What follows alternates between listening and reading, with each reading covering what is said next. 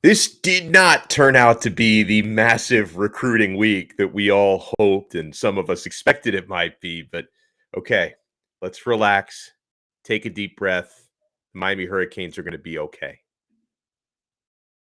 You are Locked On Canes, your daily podcast on the Miami Hurricanes, part of the Locked On Podcast Network, your team every day.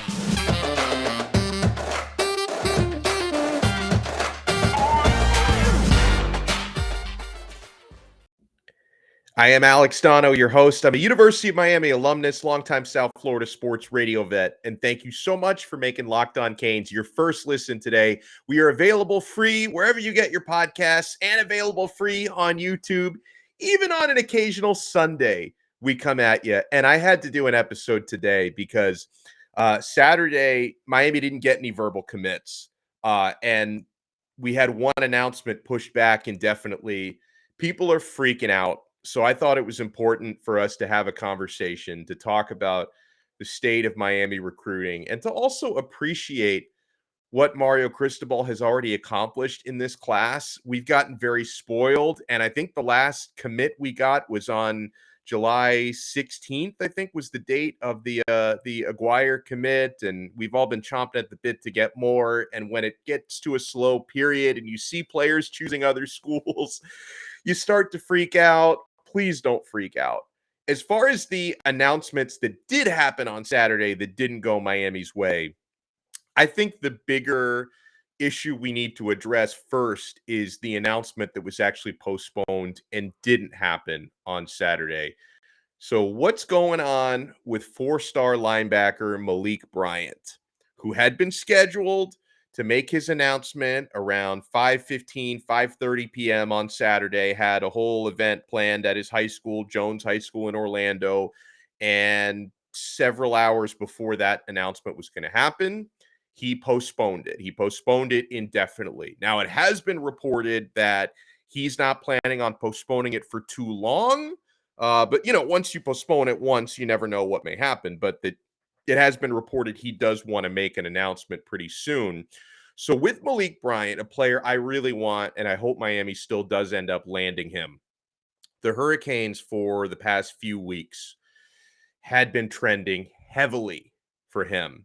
And then over the last couple of days, a lot of smoke started to come in for the University of Florida and a lot of chatter. Florida's making a big push. You started to see the on-3 percentages come up a little bit for Florida.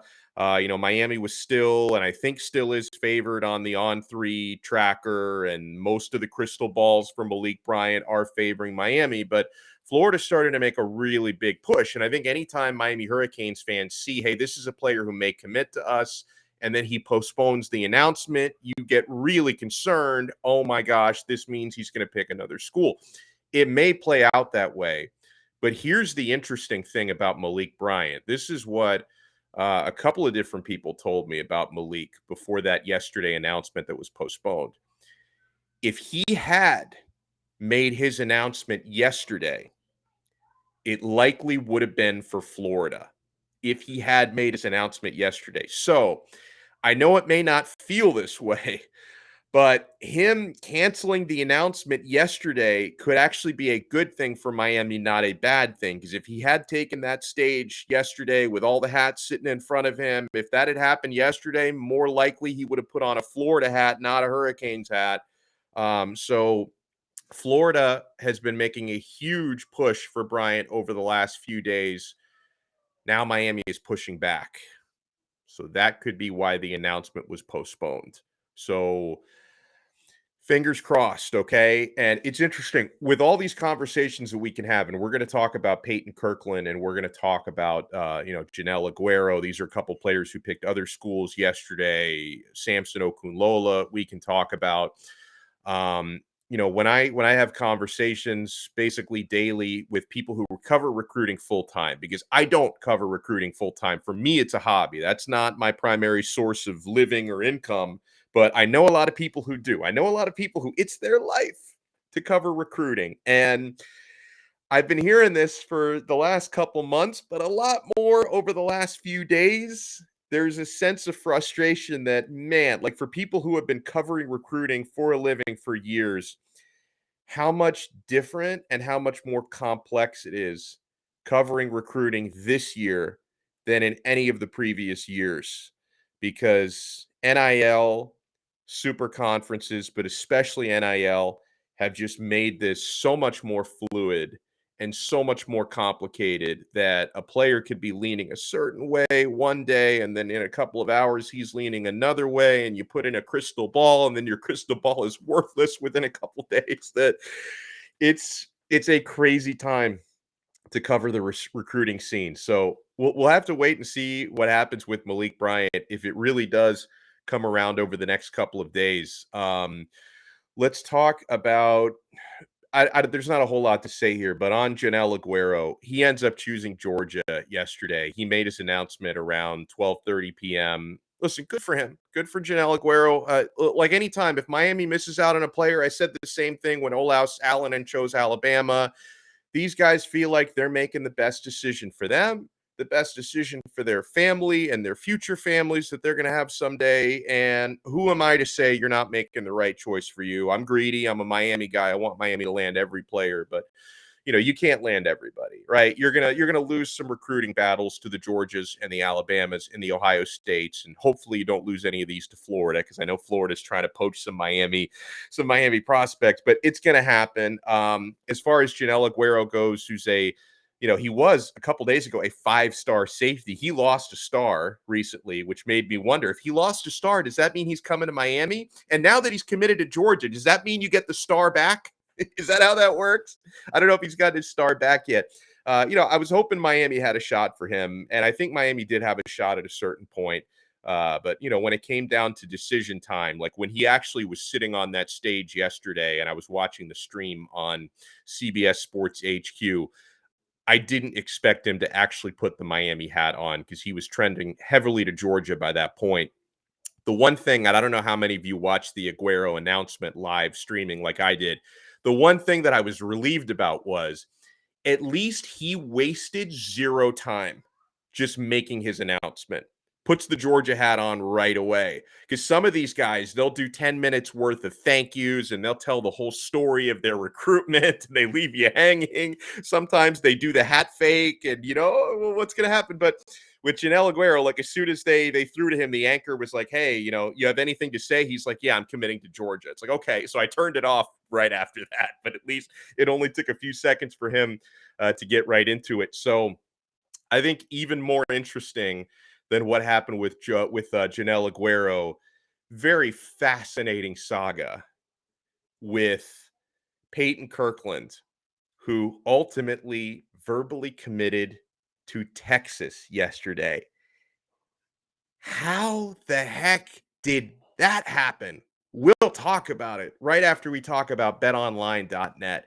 Betonline.net is the fastest and easiest way to check in on all of your betting needs. Find all your favorite sports and events at the #1 online source for odds, lines, and games. Find reviews and news of every league, including Major League Baseball, NFL, NBA, NHL, combat sports, esports, even golf.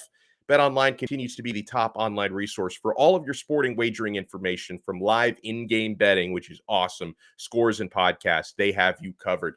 Head to BetOnline today or use your mobile device to learn more about the action and trends happening right now. BetOnline, where the game starts.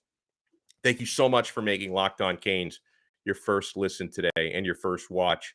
We're available free wherever you get your podcasts, including Apple, Spotify, Odyssey, and we're available free on YouTube. We're part of the awesome Locked On Podcast Network, your team every day. So, I want to choose my words carefully when I talk about what happened with Peyton Kirkland, because to be fair to situations like this where there are so many rumors and you have to filter out what information is real and what information is not, I want to be fair to the young man who ultimately chose the Texas Longhorns yesterday. It sounds like leading up to that announcement, Peyton Kirkland trolled everybody, and that's fine. I'm not criticizing. It's his decision to make. You do it the way that you want it. If people get suckered into your troll job, shame on them, not shame on you. You go through your process, however you need to go through that process. It's his decision to make. It's so interesting that he ends up choosing Texas. The Texas Longhorns were not even considered a finalist for him. They weren't on any of the graphics before he made his announcement. That's how out of left field that one came. And maybe you'll talk to somebody who's like, oh, no, I knew for weeks, for months he was going to Texas. I don't know how you knew that. The smoke for Texas started to come out over the last couple of days because apparently conversations he was having with Longhorns people started to leak. And then he came out and, like he said, fake news, it's untrue. He started to deny it. Clearly, it turned out to be true. But up until the weekend, I'm going to say like early Saturday, late Friday, since we've done our last episode, because so much things can happen between one episode to the next, by the way. But up until the weekend, it was really looking like, from the outside looking in, like a two-way battle between Michigan State and Miami. Now, maybe I didn't cover his recruitment very well. I'll admit that because, yeah, there are some very good recruiting analysts out there who did say recently that Miami stopped reaching out to him weeks ago. I didn't know then if it was true. Maybe now it was true after all. But something very interesting that I was told on Saturday about Peyton Kirkland, because I think the Texas buzz started to come out on Friday and he denied it. I was told yesterday that, yeah, Kirkland was making calls to Texas, telling them he really, really wanted to commit there. And they might not have even been sure if they had a spot for him in the class. So I guess they made a spot for him because he wanted to commit to Texas. He wanted to announce Texas, even though they weren't even sure if they could bring him in that class. They must have figured it out because he did make the Texas Longhorn announcement yesterday. And when I say, he trolled everybody, and listen, sometimes maybe you're not being trolled, but you think you're getting trolled. And I don't really reach out to high school players, and I'm not like sliding into anyone's DMs and like, hey, are you going to come to Miami? What's going on? I know some people do that, and some people have conversations with these recruits because they want to try to get ahead and figure out where's this guy going. Maybe I can break a scoop because I can get him to tell me something.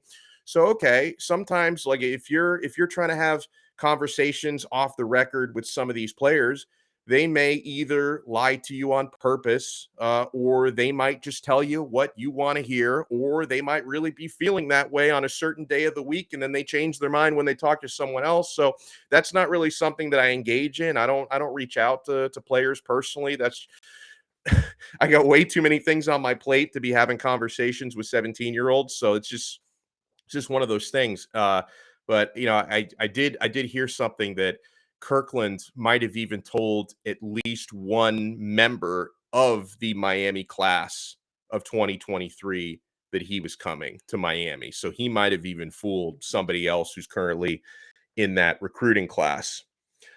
So that's everything I've heard about what happened yesterday. I'm still hopeful for Malik Bryant, and it turns out maybe it was a good thing that he didn't announce yesterday because it would have been Florida yesterday. Maybe once he actually makes his announcement, it's going to be Miami. Sounds like a battle between Miami and Florida for that one, and we all hope the U comes out on top there. But leading into Joenel Aguero, very low expectations. He picks Georgia. Peyton Kirkland, I did get a heads up earlier in the day yesterday. He wants to go to Texas, and yeah, it turns out he did want to go to Texas. So here's why, to bring this all full circle, why you shouldn't be worried. Because guys, I see some of these meltdowns on social media about what a terrible week it was and what happened. Why can't Miami recruit anymore? What is going on? The sky is falling. Take a deep breath and relax. It's been a week and a half since we last got a big time commit. It's not the end of the world. Maybe some of you are following recruiting closely for the first time, so you feel like every day we should be getting a commit, because for a 5 or 6 week span, it kind of played out that way, right? I mean, it was like from Emory Williams, and when all the tight ends started to commit, and Jaden Rashada, Francis Mauigoa, it seemed like every day for like 6 weeks, Miami was getting a big time commit. They don't always come in like a big time hailstorm. Like, it's not always like, oh, everybody's committing at once. When it rains, it pours, that sort of thing. But why you shouldn't be feeling that bad. Now, over the next couple of weeks, we'll have to see the way certain recruiting battles play out. Miami is still favored for 5-star offensive tackle Samson Okunlola. They still appear to be in the lead for him, and we can still feel good about that one. Now, as far as who's threatening, um, I have been told that Michigan State are trying to make a heavy push for Samson. So look out for them in the rearview mirror. That if seems like it's still good for Miami with Samson Okunlola, I mean, could you imagine bringing in Samson Okunlola and Francis Mauigoa, who's already committed, having two of the top 3 tackles in the class in the same class would be unbelievable. So hopefully Miami can end up closing for this one, but Michigan State might be the team to watch out for right now because they're making a heavy push. So let's hope Miami can keep their lead. And remember, Michigan State, they probably thought until recently that they were getting Peyton Kirkland. So now that Kirkland goes to Texas, they're going to shift more of their focus on Samson Okunlola. I still feel pretty good at this time about Jaden Bonzu. Remember, Bonzu was another one that was supposed to announce this weekend, but he pushed it back. Ohio State, I heard, is making a push for him again. But, we never know how these things are going to play out. I think Miami's still in the lead. Bonsu's the 4-star safety, excellent player out of New Jersey. And for offensive linemen, my guy Brad Tejeda keeps telling me on this one, and I hope he's right because I really like this player. And Brad's going to be joining us, I think, in the next few days on the show. But Brad keeps telling me that he suspects Miami could ramp up their interest in 6'7" offensive tackle Monroe Freeling out of South Carolina. He really likes Miami, so I hope the feeling is mutual. And let's also remember that we are less than a week away now. I think next Saturday is when Tommy Kinsler is going to announce who's going to be projecting as an interior offensive lineman in this class. He decommitted from Florida a few weeks back. Miami's been favored for him, so hopefully we can lock up Tommy Kinsler. This is going to end up being a fantastic offensive line class because I already really like Antonio Tripp, who's been committed for months now, I think. Frankie Tinalau is a little bit more of a project, but I think he's got the makings of a great offensive lineman. Francis Mauigoa is a monster. Like this guy could walk onto campus tomorrow and bully some of Miami's current players, and he's not even a senior in high school yet. So there's a lot to look forward to on the offensive line. I know losing out on Allanen was disappointing, and probably a lot of you weren't disappointed in not getting Peyton Kirkland because I know how polarizing he's been among the fan base, so you don't sweat it too much with them, but you got to hope you can close out Samson Okunlola and Monroe Freeling, Tommy Kinsler, or other guys to look at in that class. And the big picture, so here's where Miami stands, because this stuff is always fluctuating, not only depending on what Miami does, but depending on what other schools do. According to the 24/7 composite, the Hurricanes currently have the 11th ranked class now, so we're just outside of that top 10. But Alan Rubenstein from Canes Warning was saying, because he uses that 24/7 calculator all the time, that if Miami were to land Kinsler next week, they would actually move again in front of Oklahoma and LSU. They would move from 11 to number 9. And Miami are only right now, for what it's worth, only 3 spots behind Alabama in the class of 2023. So I don't want anyone flipping out. I don't want to see any more comments about how like Miami's done because they haven't gotten a recruit in nearly 2 weeks. And oh my gosh, why are we losing all these battles? Let's regroup. Let's focus on what's coming. And we're going to have a big week of shows here on Locked On Canes. There's going to be a mix of recruiting talk. And also, we're starting to ramp up the talk about the 2022 season because we're just days away from fall camp starting, my friends. Going to be early August when that starts. So we have a lot to get to, a lot more position previews. Still some more comments to digest after ACC kickoff. So I hope, my friends, you keep it locked to Locked On Canes all week long. And so thank you so much for checking us out here on a Sunday.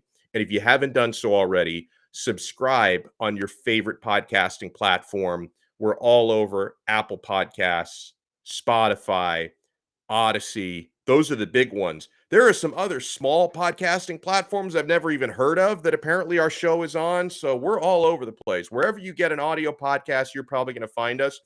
And the video, you know where to find us on YouTube. So make sure you subscribe to our YouTube channel at Locked On Canes. And we will talk to you guys again tomorrow on another episode of Locked On Canes. We are part of the awesome Locked On Podcast Network, your team every day.